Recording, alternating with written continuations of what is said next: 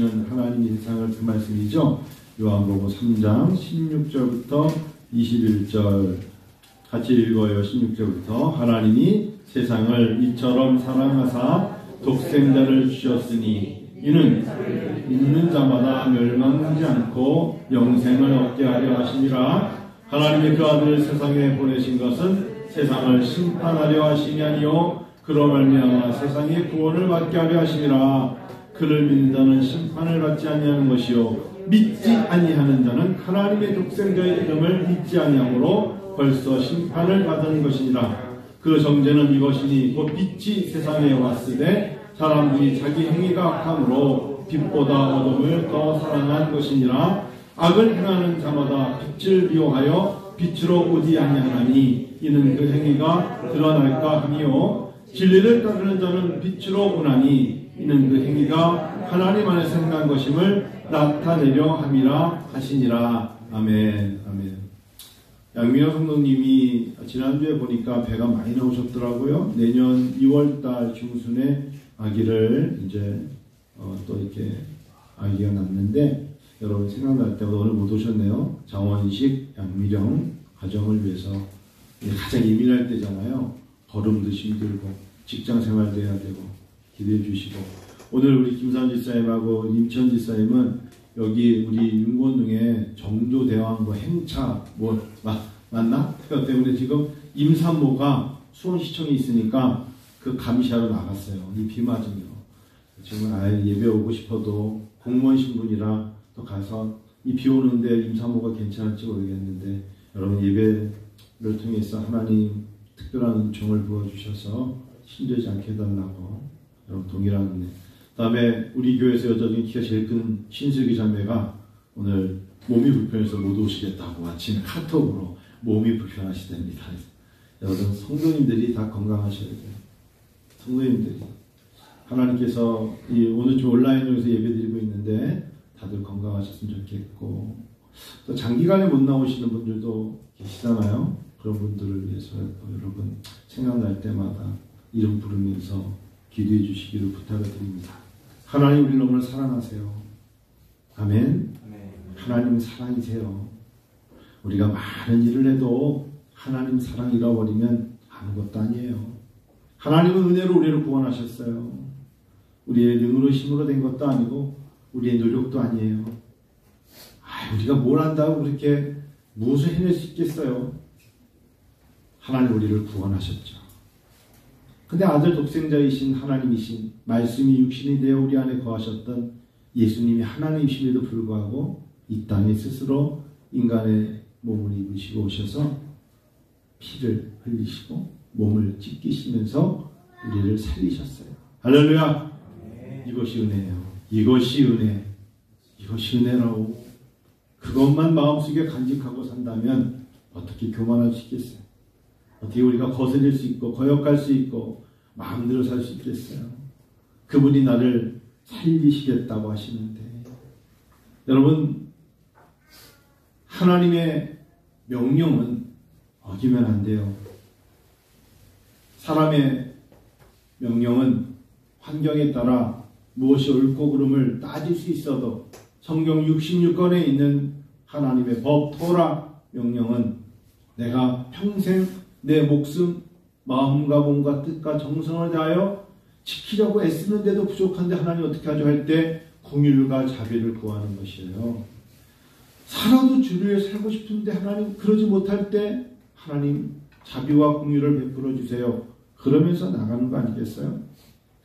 추석 연휴에 저희 집에 KT가 들어오는데 KT에 이번에 영화 이렇게 보니까 반값 해가지고 무비에 예전에 10,000원이라면 5,000원, 5,000원이면 3,000원 해서 이렇게 영화 시리즈가 들어왔더라고요. 그래서 제가 이렇게 보니까 자산오버가 있더라고요. 자산오버가 2,500원이에요. 영화 한 편이 2,500원이면 집에서 편안하게 볼 수 있는 거 아닙니까? 자산오버 2,500원. 이거 봐야겠다 해서 제가 작심하고 깜짝이야 문을 열고 이기쌤이 자산오버가 들어왔어요. 그래서 보게 됐거든요. 자산오버. 여러분 잘 아시면 배경은 1801년 순조 때입니다. 순조 1년 어린 순조. 여러분 이게 진짜 어린아이가 왕이 됐어요. 근데 정약종이라는 세 사람들이 이 형제 세 명이 얼마나 똑똑합니까? 옆에서 정말 많은 글을 가르쳐주고 많은 이야기를 하는 그런 배경 속에서 순조 1년에 옆에서 너무 이 사람들 세 사람만 순조가 의지하니까 이 간신배들이 싫은 거죠. 한마디로. 그런데 실학사상, 특별히 그 당시 때 우리가 말하는 카톨릭이겠죠. 서학이라고 말하는 이 서학이 들어올 때쯤 하필이면 정약용, 정약전이라는 사람들이 당시에 뭐 성리학이니 이런 걸 얘기하고 있었던 유교 사상에 있던 사람들에게 실학, 카톨릭이 들어온 것을 믿었다는 이유로 이들을 유배 보내죠. 그런 이야기예요. 자산어보도 목민심사가 나오게 된 배경에는 사실상 이 서학이라는 카톨릭이 들어왔기 때문에 1800년 초에 들어왔기 때문에 문제가 된 거잖아요. 여러분 근데 정약용, 정약조는 다 사라지고 사람들은 자산어보로 누가 나와요? 설경구 뭐 이렇게 나와요. 아니 설경구는 배우고 정약용하고 정약조를 배워야지 설경구하고 변유한을 배워가지고 자산어보를 설경구가 썼대. 아니에요. 설경구는 그냥 대역이고 그렇잖아요. 그런 겁니다. 근데 저 무슨 말씀드리냐면 1814년에 결국은 한 명은 강진으로 한 명은 흑산도로 기양을 가죠. 의금부에서 불러요. 너희 둘이서 서학을 갖고 들어왔다면서 너희들은 반역자야. 그래서 어명이야. 단어 딱 하나. 전 그 얘기 딱 듣고 야 무서운 거구나. 의금부에서 어명이랍니다. 무슨 소리? 내가 왕을 옆에서 얼마나 많이 도왔는데 아무 말도 대꾸 못합니다. 어명입니다. 너 형 너는 이리 가고 너 동생 원래는 둘이 바뀌었어요. 원래는 정약전이 강진으로 하고 정약용이 흑산도로 가기로 했었는데 이걸 바꿔가지고 오히려 형 동생을 바꿔서 정약용이 강진으로 가고 정약전을 흑산도로 보낸 거예요. 자산어보의 배경은 그렇습니다.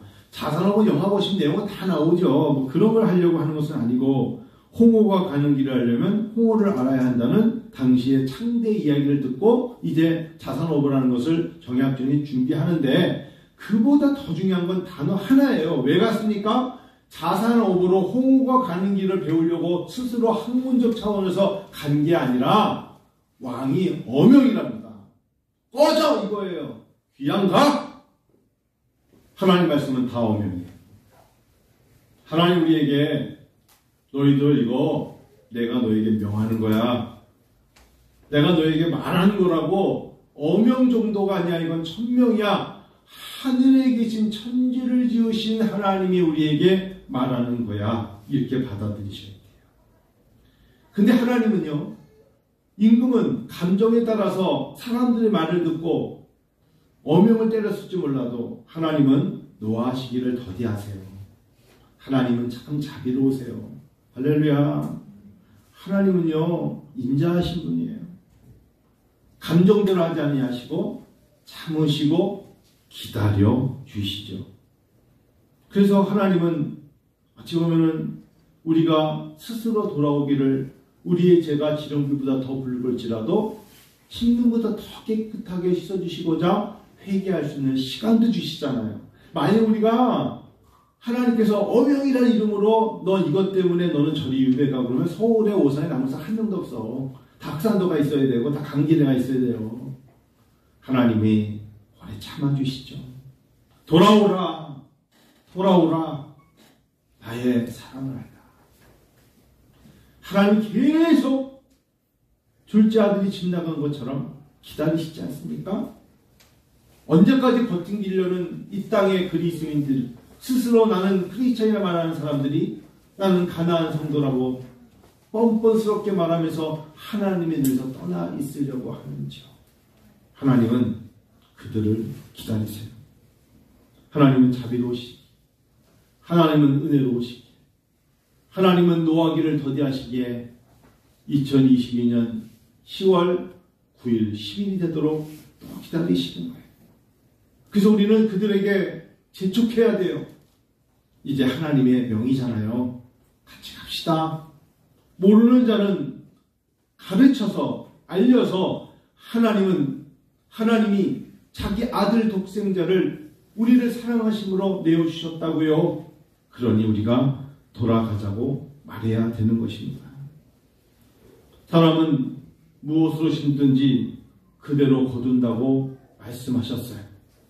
우리가 비록 신앙생활하면서 힘들고 지치고 때로는 우리 마음대로 우리가 갈 곳 가지 못하면서 할 일 많지만 참고 인내하면서 하나님께 오늘 예배를 드리죠.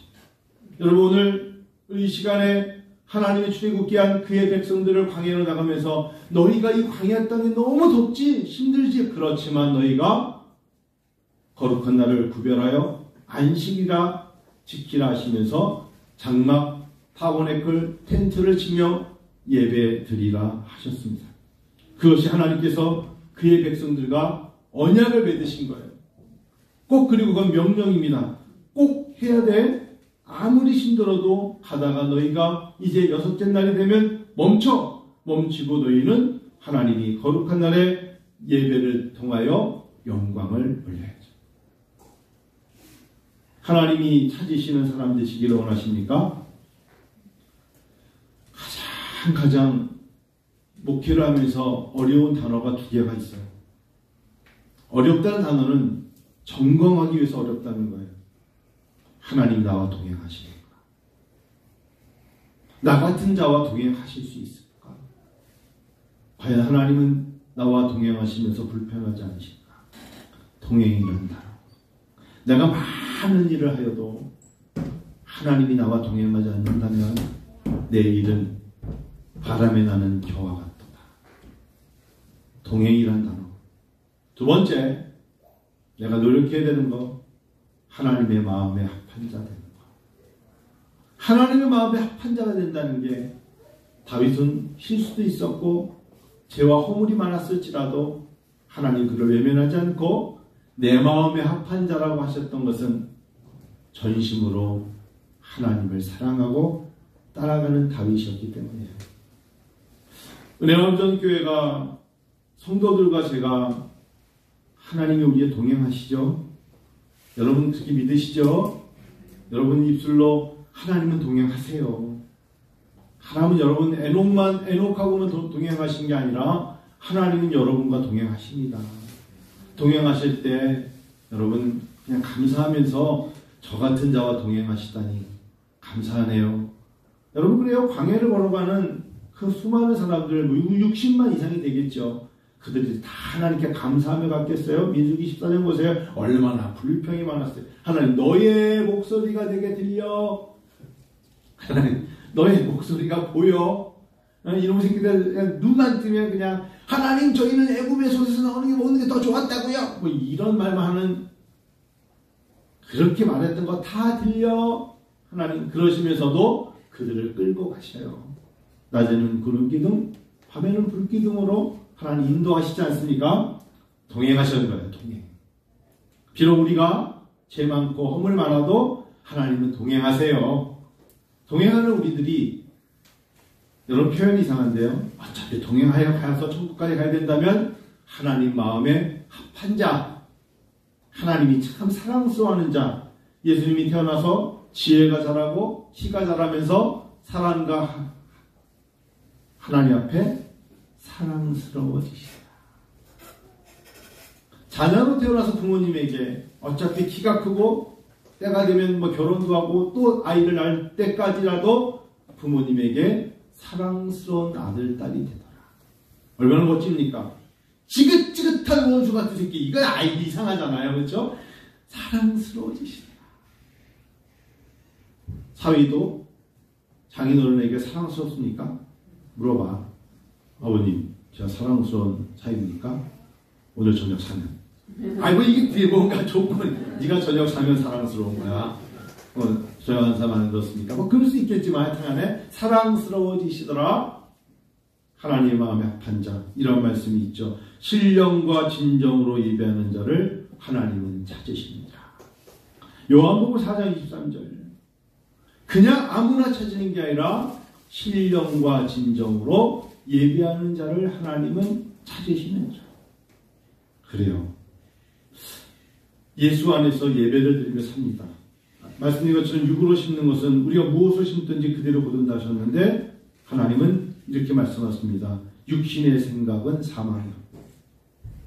어차피 광야길을 걸어서 오늘날 우리가 이 세상을 살면서 천국까지 가나안 땅 걸어가는데 자꾸 머릿속에서 왜 염려와 근심과 낙심이 오느냐면 육신의 생각으로만 심는 거예요. 내가 무엇을 해야지, 무엇을 해내야지. 육신의 생각은 사망이요. 근데요, 반대로 영의 생각은 생명과 평안입니다. 그러니까 하나님 안에서 있고 예수와 동행하시면서 하나님과 동행하는데 평안이 없다면 그것 때문에 고심해 보셔야 돼요. 많은 일을 해냈는데 하나님이 내 마음에 평안이 없어. 날마다 내 마음이 무거워. 염려와 근심이 있어. 그냥 찬양할 때만 평화로다. 아니, 몸만 그래. 마음에 평안이 없으면 하나님은 우리에게 안식을 주심에 평안하더라. 할렐루야. 하나님의 안식을 주시면 평안하게 되어 있어요. 성도 여러분과 제가 하나님 안에서 육으로만 심으면 안 되고요. 로마서 8장 6절 말씀처럼 영의 생각은 생명과 평안이라. 자, 그런데 인간이 얼마나 다약합니까? 우리가 한계가 있잖아요. 항상 평안하지 않아요. 당장 내일 해야 될 일, 그 다음 날 해내는 거 얼마나 늘 스트레스와 쫓깁니까? 그러니까 예수가 필요하지. 그러니까 예수님의 도움이 필요하고요. 내 힘으로 안 되니까 하나님의 도움이 필요하죠. 그래서 성령께서 파라클레토스, 보혜사 성령님은, 보혜사는 헬퍼예요. 돕는 하나님. 성령님은 우리가 미처 구하지 못할 때 우리가 기도하지 못하는 것도 우리를 대신 간구하시는 성령님이 계시잖아요. 그분이 우리를 도우신다는데 왜 그분을 의존하지 못합니까? 우리 그분을 의지하며 나의 힘이 되신 여호와여, 내가 당신을 사랑합니다. 힘 주시옵소서, 도와주시옵소서 할 때 주시는 평안, 그것을 하나님이 원하신다는 거예요. 하나님은 가만히 계세요. 내가 다 할 테니. 이건 비기독교적인 거예요. 옳지 않아요. 하나님이 세상을 사랑하셨답니다. 어느 정도로? 독생자를 주셨다고 오늘 본문을 읽었습니다. 왜 사랑하여 주셔서 왜 사랑하시느냐? 그분을 우리에게 구원을 주시기 원하는 겁니다. 영생이라는 선물을 주고 싶으신 거예요. 전제 조건이 있어요. 믿어야 합니다. 예수가 구원자이며 예수가 그리스도인 것을 믿는 자에게 영원한 생명인 구원, 영생을 주신답니다. 사실 그분은 2021년 10개월 전에 이 땅에 오셨어요. 그분은 이미 오셨죠. 그분은 우리를 십자가를 지셨어요. 이미 주셨어요. 그분이 이 땅에 오셨습니다. 왜 오셨을까요? 그것이 바로 3장 17절에 나와 있지 않습니까? 읽어볼까요? 17절. 하나님이 그 아들을 세상에 보내신 것은 세상을 심판하려 하심이 아니고 그로 말미암아 세상이 구원을 받게 하려 하심이라. 왜 우리가 교육 선교를 하고 성교사에 나가는 줄 아세요? 그럼에도 여전히 이미 오신 그분을 듣지 못한 자, 알지 못하는 자가 있기 때문에 전하러 가는 거예요. 전하지 않으면 어떻게 듣겠습니까? 말해주지 않고 가르치면 어떻게 깨닫겠습니까? 그래서 우리가 그 일을 감당할 뿐이지 이미 예수님은 이 땅에 오셨죠. 그리고 그분은 우리를 심판하려 함이 아니라 그분으로 말미암아 그들에게 구원을 받게 하시기 위함입니다. 그 일에 우리가 감히 거룩하게 쓰임받는 도구가 됐다는 건 축복 아닐까요? 여러분을 더 많이 축복하고 하나님이 용돈 많이 주시려고 그 일을 감당케 하시는 거예요. 저도 그래서 하는 거예요. 심판이 아니래잖아요. 그래서 3장 18절 읽어봐요. 그를 시작. 그를 믿는 자는 심판을 받지 아니하는 것이요 믿지 아니하는 자는 하나님의 독생자의 이름을 믿지 아니함으로 벌써 심판을 받은 것이니라. 예수를 믿지 않다가 떠난 사람들은 어떻게 합니까? 시간의 중요성, 기회의 중요성. 예수를 믿지 않고 떠난 것에 대하여 발 동동거려봤자 이미 그들은 심판을 받았다는 거예요. 오늘도 사람들은 약해져서 병들어 죽어가는 때에 시간을 기다려주지 않잖아요. 그들에게 우리가 복음을 전해야 될 어명이요, 사명이요, 천명이 아니겠습니까? 이미 그분은 우리를 위하여 대속의 제물로 구원의 길을 열어주셨기 때문입니다. 19절 한번 읽어요. 시작. 그 정죄는 이것이니 곧 빛이 세상에 왔을 때 사람들이 자기 행위가 악함으로 빛보다 어둠을 더 사랑한다. 그래요. 세상은 그래요. 우리가 나가서 복음을 전하는데 사람들이 예수 이름을 듣자마자 그래요. 그분이 너무 좋으니까 교회 갈래요 라고 말하는 사람을 한 번도 본 적이 없어요. 저 사람이 나에게 왜 복음을 전하지? 저 사람이 왜 나에게 교회 나오라고 하지? 무슨 꽁꽁이성이 있는 거야. 다 생각을 하고 거절부터 하죠. 여러분들 우리가 이 기적이에요. 이게 미라클이라고. 이게 예배에 나와서 찬양을 들고 행복 찬양하는 게 이건 기적입니다. 하나님의 은혜라는 단어와 구원이라는 단어를 말할 수 있는 게 이게 기적이지 뭐 다른 기적을 뭘 더 바라겠어요. 뉴욕의 42번가의 크리스마스 기적을 바라봅니까? 내가 예수를 믿고 하나님의 자녀가 됐다는 거. 그걸 흔들 자가 없다는 거. 이건 기적이죠. 기적. 인간은 전적으로 타락했어요. 인간이 하나님께 범죄하여 철저하게 타락했기 때문에 사실상 하나님의 사람이 되기 위해서 내가 타락하여 하나님을 내 힘으로 바라볼 수 없다는 것의 비유가 병든 자가 의원을 찾는 것과 비유되는 것입니다. 내가 병이 들었어요. 먹지도 못하고 쓰러져 있는 사람이 자기 혼자 극복할 수 없으니까 누군가 도와줘야 돼요. 누가 도와줍니까? 의사가 도와주죠. 그래서 병든 자에게 의사가 필요한 것이죠. 소경이 소경을 인도하지 못합니다. 눈뜬 자가 못 보는 자를 인도하는 역할이 우리의 역할입니다. 타락한 사람들은 하나님을 찾지 않아요. 타락하면 눈의 시력을 잃었다고 생각하시면 되고 못 보는 자가 되었다 생각하면 됩니다. 그들은 육의 생각에 사로잡혀서 영의 생각을 미처 생각하지 못합니다. 눈을 뜨고 다니지만 보지 못하는 자와 같은 것이죠. 그래서 그들에게 우리라는 예수 믿는 우리들의 도움이 필요합니다. 그래서 우리는 사명이라고 합니다. 그들에게 다가가야 합니다. 그들은 타락했기 때문에 그들은 더 이상 어둠 속에 있기 때문에 빛으로 가는 것을 두려워합니다. 19절 그런데 빛이 세상에 왔어요. 그런데 사람들은 타락하여서 악함으로 어둠을 더 사랑한다고 성경은 말하지 않습니까? 이것이 성경 말씀이고 진리입니다. 그들이 알아서 빛으로 나오지 않아요. 20절 읽어봐요. 시작. 악을 행하는 자마다 빛을 미워하여 빛으로 오지 아니하나니 이는 그 행위가 드러날까 하며. 저희가 자선 오버에 말씀드린 것처럼 서학 이 땅에 천주교든 기독교든 복음이 들어오니까 사람들이 죽이지 않습니까? 토마스 선교사를 죽이고 우리 믿음의 선배들이 왔을 때 박해하고 가장 우리의 구원자 되신 예수님을 유대인들이 십자가에 달는 거 보십시오. 악을 행하는 자보다 빛을 미워해요. 그러니 이 땅에 살면서 예수를 믿고 교회 생활을 하는데 미움을 받는 것은 너무 당연한 거예요. 세상에 물들어 있는 사람이 우리를 인정해 주지 않는 거 당연한 걸 왜 내가 예수를 믿는데 나를 높여주지 않아? 그런 생각까지는 안 돼요. 저는 가까다 목회자들이 보면 어이가 없는 사람들이 많아요. 목사가 된 걸로 세상으로부터 명예를 얻으려 생각하는 건 안 돼요. 미움을 받는 거예요.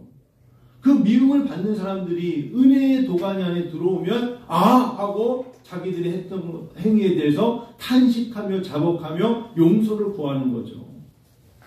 내가 목사인데 520억 하는 걸 갖다가 신문에 내는 그런 제의 어떻게 되는 목사가 있는데 그건 진짜 타락이에요. 타락. 물질을 사랑함이 일만하게 뿌리라고 했어요. 그래서 그건 악의 뿌리예요. 하나님은 그런 사람 좋아하지 않겠죠. 그래서 로마서 5장 말씀이 요즘 와닿아요. 한 사람의 범죄를 인하여 사망의 그 사람으로 말미암아 왕노릇하였은즉 더욱 은혜와 의의 선물을 넘치게 받은 자들이 한 분 예수 그리스도로 말미암아 생명 안에서 왕노릇하리라. 반면에 아담을 생각하지 않을 수 없죠. 그런즉 한 범죄로 많은 사람이 정죄에 이른 것 같이 의의 한 행동으로 말미암아 많은 사람이 의롭다 하심을 받아 생명에 이르렀다. 예수님으로 말미암아 우리가 의롭다함을 받게 된 거예요. 20절 읽고 이제 말씀을 맞춰볼게요. 우리 21절. 자, 21절 읽어요. 시작. 진리를 따르는 자는 빛으로 오나니 이는 그 행위가 나타내려 함이라. 여러분, 성도 여러분, 넷플릭스에 제가 지난주에도 수리남이라는 이야기 했죠. 마약의 나라, 베네수엘라 옆에 있는 나라, 수리남. 저는 그 드라마를 보면서 진짜 많이 얘기했어요. 거기에 나온 시도 제이로 시작하는 전요한 목사인데, 참 마약을 하는 나라의 사람들 중에 마약을 안 하는 사람이 이상한 사람이죠. 다 마약을 해. 혼자 마약을 안 해. 그럼 이상한 사람이겠죠. 마약의 나라로 드라마를 찍었던 수리남. 요즘 대한민국에 이상한 소리 많이 들리죠. 이제는 강남의 클럽을 배경으로, 화려한 강남 속에 보이지 않는 클럽을 배경으로 대한민국 강남이 넷플릭스 드라마에 나오는 거 아닌지 모르겠어요. 이제 너무나 많은 마약이 대한민국 안에 들어와 있고 연예인들 속에 들어와 있다는 거 아니겠습니까? 마약이랍니다. 약 중에 약, 마약. 여러분, 빛이란 단어가 오면 어둠은 떠나야죠. 빛이 비춰지면 어둠은 자기가 난 끝까지 안 비춰지는 어둠이라고 말할 수 없어요. 진리를 따르는 자는 빛으로 오나니, 진리를 따르기 때문에 우리는 빛의 자녀입니다. 할렐루야. 빛의 자녀가 된 거예요. 우리가 하나님 말씀을 읽고 은혜의 말씀이라 믿을 수 있는 은혜의 자녀입니다. 빛의 자녀입니다. 이는 그 행위가 하나님 안에서 행한 것임을 나타내려 함이라. 선하신 좋으신 하나님은 우리를 통하여 시작하신 하나님이 끝까지 이루시는 좋은 일을 하나님은 빛의 자녀들에게 허락하셨어요. 제가 어릴 적에 두 가지 단어가 약국하면 생각나는 게 종로가 보령약국. 생각나시죠? 보령약국, 종로가. 이 기억이 나요. 똑같은 약을 하는데 하나는 마약이고는 보령약국이야. 왜 마약한 사람들은 숨어 삽니까? 어둠이기 때문에 그렇죠. 보령약국은요, 요즘은 내가 한번 들어가 보니까 탈모인들을 위한 성지 이렇게 써있더라고요. 머리 빠진 사람들이 보령약국을 많이 가나 봐요. 1957년에 세워졌대. 어마어마하게 오래된 약국입니다. 57년이면. 그렇지 않겠어요? 진리를 따르는 자는 빛으로 온다 하셨습니다. 말씀 맞출까요? 성도 여러분, 우리는 어둠이 있지 않아요. 힘들 수는 있어요. 왜? 우리는 악을 행하는 자마다 빛을 미워하기 때문에 세상으로부터 미움을 받을 수는 있지만 진리 안에 거한다는 거 잊지 마세요. 그 예수님께서 8장 12절의 마지막에 아주 예수님이 직접 단언하셨습니다. 이렇게 말씀하셨어요. 8장 12절 예수께서 말씀하시되 나는 세상의 빛이다. 나를 따르는 자는 어둠에 다니지 아니하고 생명의 빛을 얻으리라. 믿습니까? 예수님을 따라가면 어둠에 다니지 않아요. 어둠의 세력이 우리를 잡아 삼키지 못하게 하십니다. 사단과 마귀와 병마와 귀신들이 우리를 이기지 못해요. 우리는 6가지 전신갑주를 입은 사람들입니다. 왜? 우리는 빛의 자녀이기 때문입니다. 혹시나 여러분 마음속에 평안이 없다면 나도 모르게 어둠에 살짝 기웃거리고 있기 때문입니다. 그늘진 곳에 있기 때문입니다. 빛의 자녀입니다. 우리가 가는 길을 그분이 비추십니다. 그분을 통하여 그분을 따라가는 것입니다. 말씀하시되 이르시되 나는 세상의 빛이니 나를 따르는 자는 어둠에 다니지 않냐고 생명의 빛을 얻으리라 하셨어요.